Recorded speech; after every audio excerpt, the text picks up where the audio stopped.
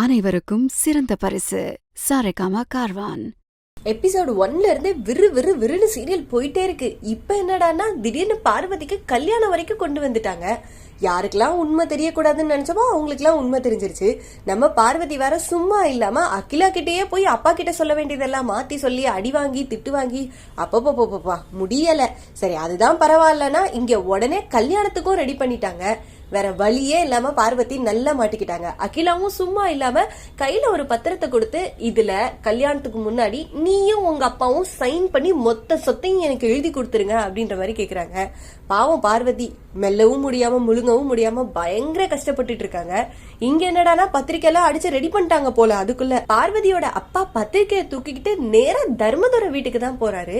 தர்மதுரையோட அப்பாவை பார்த்து மச்சான் அப்படின்னு கூப்பிடுறாங்க. இத பார்த்துட்டு சந்திரா அம்மா அப்படியே கையில வச்சிருந்த சொம்ப கீழே போட்டு பயங்கர ஷாக்கா பாக்குறாங்க. அப்ப பார்வதியோட அப்பாவும் தர்மதுரையோட அம்மாவும் கூட பிறந்தவங்களா? அப்ப தர்மதுரைக்கு பார்வதியோட அப்பா மாமாவா? அப்ப எப்படி பார்த்தாலும் முறை பொண்ணு முறை பையன் கணக்குல வருது.